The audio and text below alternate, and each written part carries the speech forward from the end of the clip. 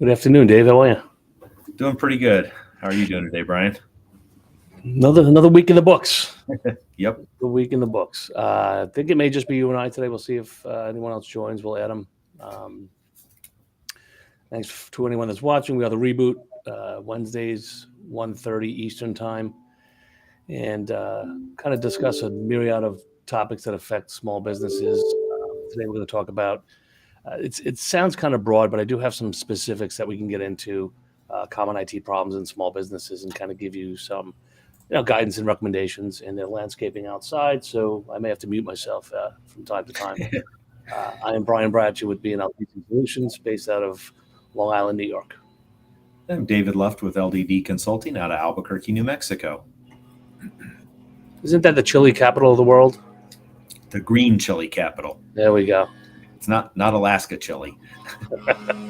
Mute for a second. As we're going to be talking about certain issues that companies may have. And one thing that we've run into recently is really having a disaster recovery plan is huge. We had a local medical practice here in town that a semi ran into their power, and they've been out for 2 days completely. And they have other practices in town, or another office in town, where they could potentially send their clients to, but without a plan ahead of time, it could be an issue. And we had somebody steal our copper a couple of weeks ago, and we had no power for a couple of days. And I actually took our servers and put them at my house and got things going. But these plans are really important, so you're not figuring them out at that time. Yeah.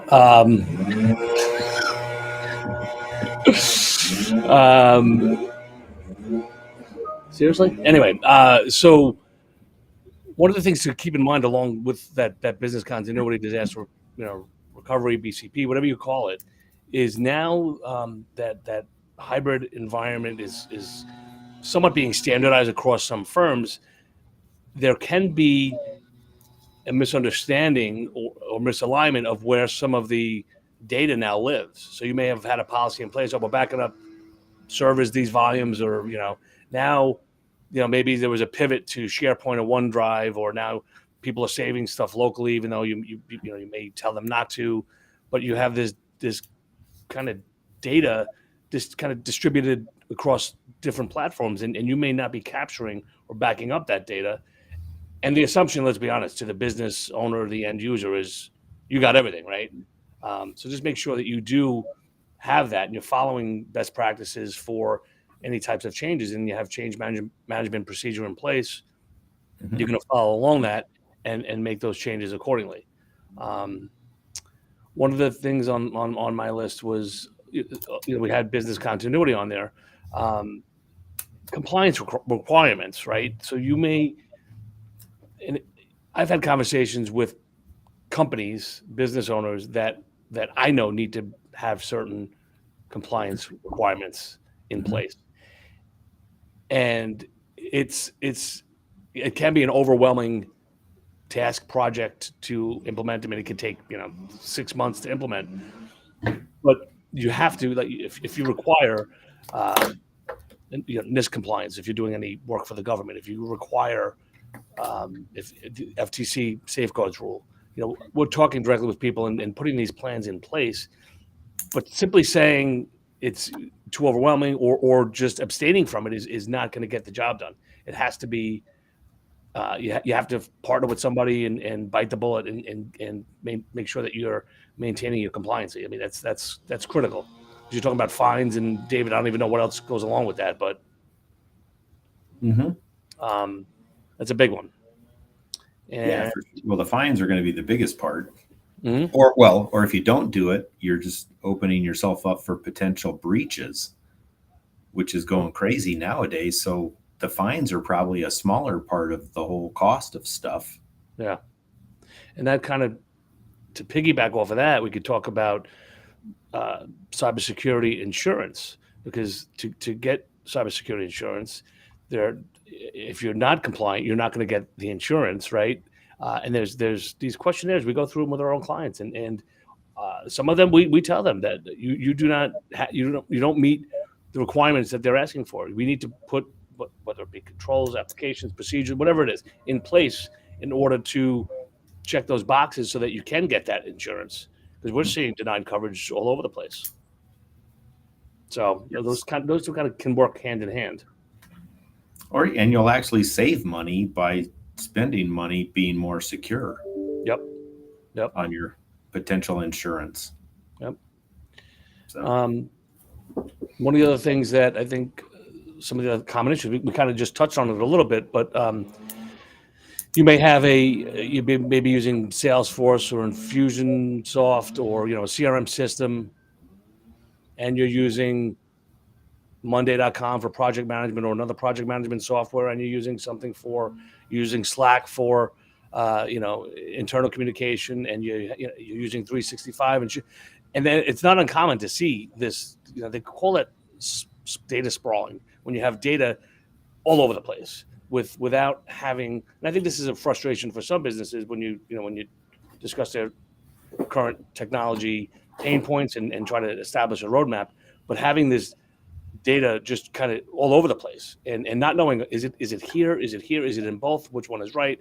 So when you're as you start and it progressively gets worse. We've seen it with contractors where they're using a half dozen different programs with zero integration, and where we can help or your provider can help is to look and find a way, number one, to pick applications, these SaaS applications, software as a service, cloud hosted stuff that can handle integrations with other products. For us, my ticketing system and my our remote access, our warranty, that all in our documentation, they all talk to each other. So we add a new client into our PSA, that gets seen across the board. So there's no data deduplication or anything like that. Everything just kind of syncs across each platform and makes it easy. And that's something for small businesses. I think that, where you can reach out and ask for some help is establishing, trying to get some, whether there's through an API or some kind of integration into your applications. Hold on one sec. yeah, no, that's definitely an important thing because it'll make your data more consistent and it actually saves you a lot of time, and people make mistakes when they're having to duplicate things for sure. Yeah. And I'm going to segue that into, and I'm going to call this an IT problem in small business, only because there's maybe some procedures missing here. But if there's no proper client onboarding and or offboarding, when you have this data sprawling, all these different data sources that you're using, without a checklist or some formal offboarding, let's say someone does something that could be detrimental to the business, they get fired, whatever it is, you need to make sure that you can properly remove access to all these platforms. And if you don't have a checklist or a guide to help you get through that, your risk and vulnerability goes up, because now you may not have closed an open door into your company. So that's where we help too. We do that internally for when a client has a new hire, we send them our onboarding link, even though we're not onboarding a new client, we're onboarding a new user. But we have an onboarding checklist that we send them. They fill it all out for us, and then when we get the asset that they need, or if they're reusing an existing, then we have our own internal checklist for each client. This is the steps that need to be followed to properly onboard this new user. And it's without that, we couldn't do our job, or we could do our job, but not very effectively because there's changes. Yeah. The other thing that's really good about those checklists is that when somebody leaves, you can save money by reducing your licenses. And if you don't tell your provider and you hire new people, you're buying new licenses. But if you didn't tell them somebody left, you're throwing money out the door. Yep. So another thing is technology planning and road mapping. It's hard. We get it. Everyone's busy. We're dealing with the SMBs, and sitting down with your provider and going over, here's where you are now. Here's what you're paying for. The last 3 meetings I've gone on, they sat down and looked and said, well, this user hasn't been here in 6 months. This computer has been offline for 9 months. And they're finding these things. I said, well, you have to tell us this. Like, so to your point, David, you're just wasting money paying for something. We don't know if you don't tell us, we have no idea that user doesn't work for you anymore, Mhm. right? So and our procedures are properly documented and explain what you should do when someone and you can only lead a horse to water. You can't, right? I mean, it's not. So be diligent about your onboarding and offboarding, and ultimately, every client I met with is now saving money because of a simple conversation we had. Mhm. And especially during COVID, when people started working from home, and some people did, you didn't know which computers were actually in use and which weren't, and if Yep, they got rid of them, and we found out we were maintaining computers that didn't need to be maintained. it's crazy. So So it's just critical to save money. it is. I mean, and now some of the other frustrations, which we're still seeing today, and it all stemmed from COVID, but we're seeing people that have more and more remote access that want certain to be able to do certain things as if they were in the office. And you have to understand that they're if they're not in the office and they're want to remote in, then you have to have controls in place to not only. I mean, ultimately, you need to protect your company because Mhm. we allow people to remote to endpoints. They have to go through our portal, two-factor authentication. They can connect to one or as many endpoints as the business allows. Along with that, though, you have to realize we don't allow any transfer between the host and the remote. And I've had clients say to me, we desperately need to use that. You can't turn that off. And I will not turn that ability off. If you have a employee owned asset that we manage, then we'll set up a VPN and you can work that way. That's your workaround. But Mhm. for these rogue devices that are unmanaged, you can't. I mean, you open up that communication between the two computers where you can move stuff back and forth. That goes right into your network. If there's anything on that computer that you've just allowed it full access to go into your network as you and do some damage. Mhm. So I heard go. I was in a compliance meeting yesterday, and I heard a very interesting thing that people are actually taking cell phones, shipping them to companies, and they'll sit there in a box and they can check out all the Wi-Fi, and they could potentially, if you have weak security, get in with that cell phone that they shipped you from Amazon. Oh, so it's on. Yeah. Wow. Or sorry, they didn't ship it from Amazon. That's bad because that would have been a purchase, but they ship it to Right. you and it just And sits there and it's on your network. And if you have weak security, they that's potentially crazy. could get information about your network or potentially get on it. Yep. It's just like it's then they could become that man in the middle or do whatever. Mhm. Probably a myriad of things that they can do. Yeah. Um, that's crazy though. I mean, it doesn't surprise me, right? No, it's just very interesting what's going on nowadays. Yeah. Um, We another had thing. another one happen Mhm. where I may have mentioned this last week. I'm not sure, but a company had called. They looked on the back of their credit card, followed that process to get the phone number, called in, and then about just a minute after they had hung up with that, the company called them back and remoted into their computer. It turned out it wasn't the company. What I heard though was that in call centers, people in the call centers are then calling their friends and giving them the information. And then their friends call back right away and say, hey, we were just talking with you on the phone. So I'm getting to the point where I'm going to tell my customers, if we call in and want to remote in, you need to call us back and make sure it's Wow. us. Yeah. That's crazy. I mean, that really is not surprising, but it's another. I've seen, some of the stuff that Kevin Mitnick does, and looking at. Just want to say how easy it is to just do that. And No. there were emails that go out. It looks like it's from your local bank, whatever bank you use, your local regional bank, whatever it is. It looks like it comes from them and says that there's a problem with your account. It has their logo on it. It has a phone number on it. You think it's their phone number, and you dial that number. You're calling the scammer. They're patching you through, unbeknownst to you, to your real bank, and they're sitting in the middle listening to you enter your account number, listening to you enter your PIN. They've just captured everything, and again, from a phishing email. So it still comes back to training. And another common IT problem in business is people, educating the people, training the people. And there's so many, prospects that I talk to that just have nothing in place.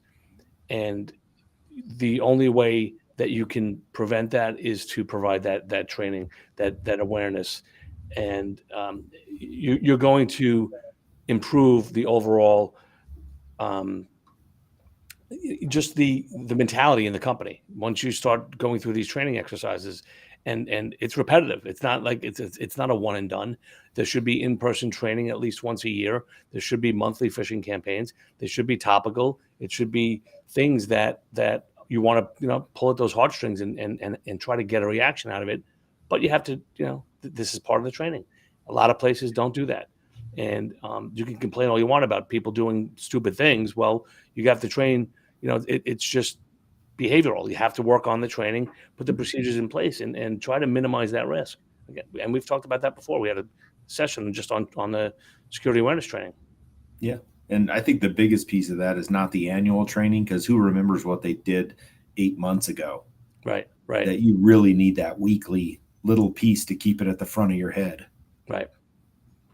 One of the other things on my list was just an overall lack of IT strategy. You need to meet with your IT company at least once a year just to discuss, because there could be hardware refreshes, there could be business changes, there could be an acquisition going on, there could be downsizing, whatever it is. We have to plan properly. We're not going to plan for that next year.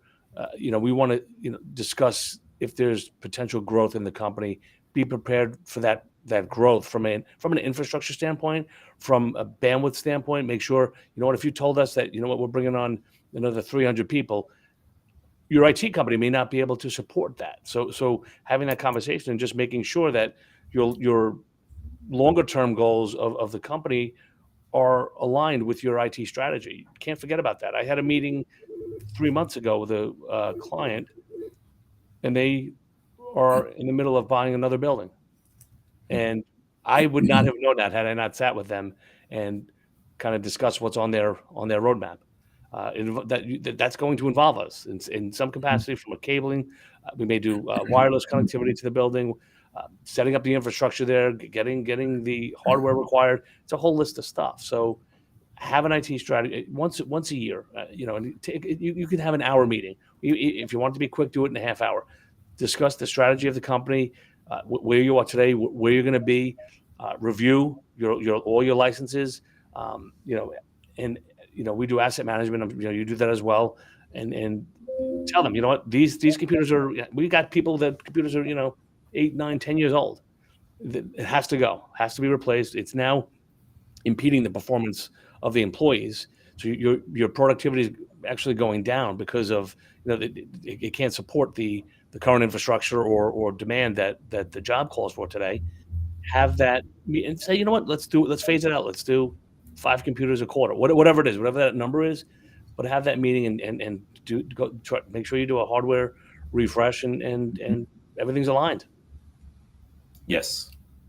And if you look at what a computer costs over 5 to 8 years versus what you're paying employees, it's silly not to upgrade and keep the equipment fast, because you're going to save that money easily in productivity, like you mentioned. Yeah. Another thing is, what was I thinking? There was a lot of our calls now are from companies that don't like their response time from their current IT company. They've learned to live with it, and until you have that conversation, so we try to steer our marketing towards response times and SLAs and stuff like that. But a big frustration if you have employees, and again, identifying the severity of a ticket is, if someone can't print to their printer, but they can print to another printer. I mean, you have to be able to, explain to the client that that's not going to, we're not going to jump on that immediately and have somebody on site to address that or whatever, But if your server goes down, we're going to be there immediately. Immediately, exactly. So we have to, like you said, we have to prioritize these things. Absolutely, and it's how many users are affected, how many applications are affected. What get a like an idea of the severity of the issue and go from there. I mean, we're pretty good. I mean, we toot our own horn for saying, you call our office, you're getting a tech on the phone, and we're able to do that because of staffing and honestly, it's the tool sets that we have. We don't see as many of those issues that a less inferior or an inferior tool set may have in place. Maybe, if there's not, I mean, we go into places, the patching is a mess. Servers haven't been patched in anywhere from 6 months to 3 years, stuff like that. And it's just, so you go in there not knowing, well, you have, years worth of vulnerabilities that, you could be compromised right now. And that could be impeding the entire performance of the network. We use monitoring software so we can see the activity on a specific port. So if someone's we're knowing that your network is slow, we're aware of that before you are. We see that bottleneck immediately. We get flagged. It opens up a ticket with us. So a lot of our stuff is that proactive work, and that's something that we push also.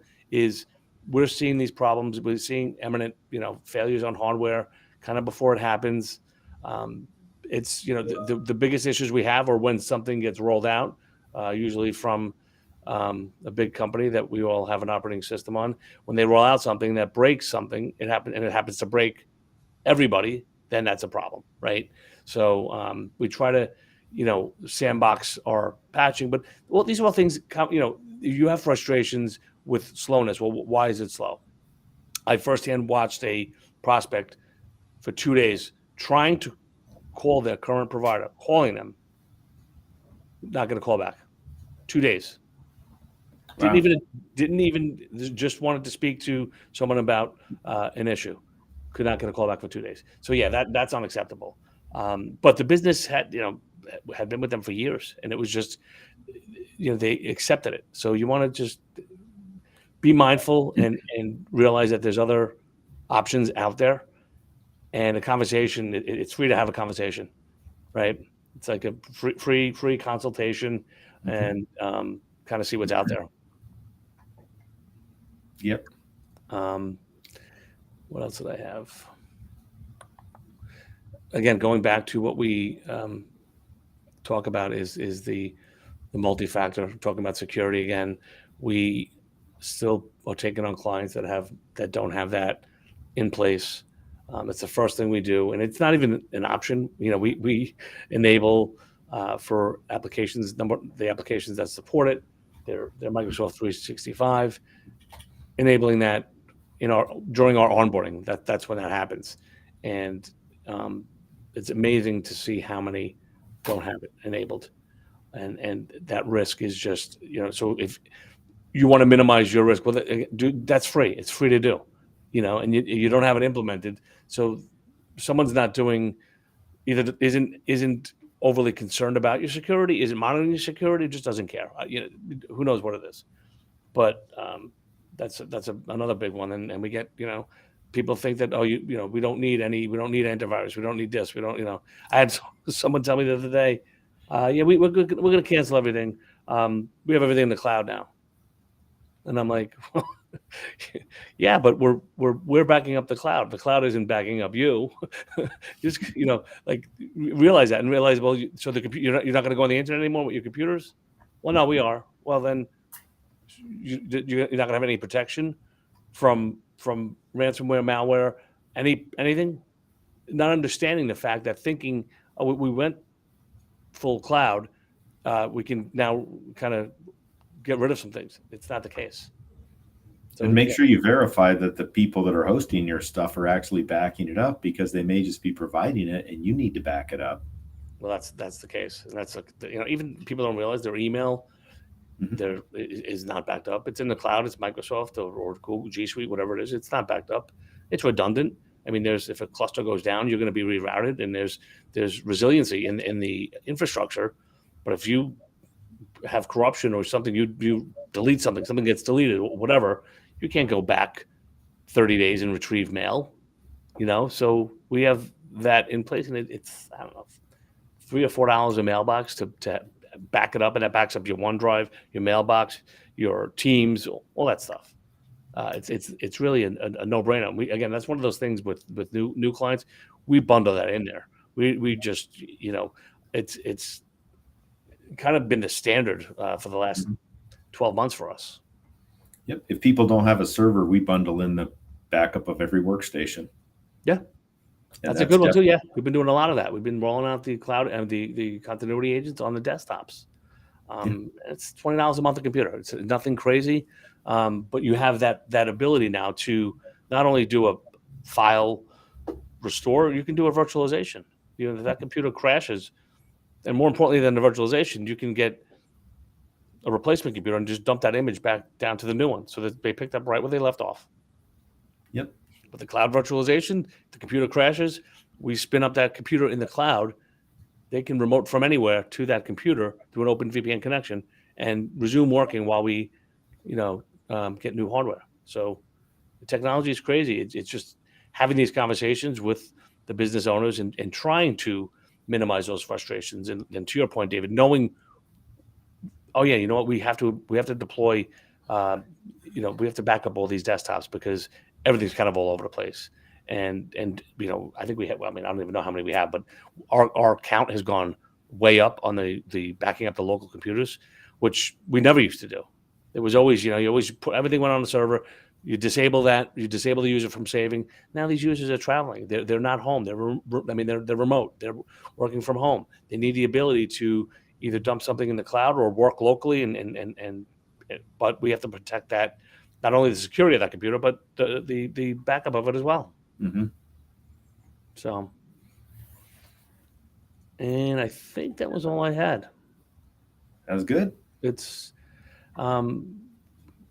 common sense too. I mean, it comes back to, just if something is a little off or fishy, then reach out to your IT company. We get emails all the time.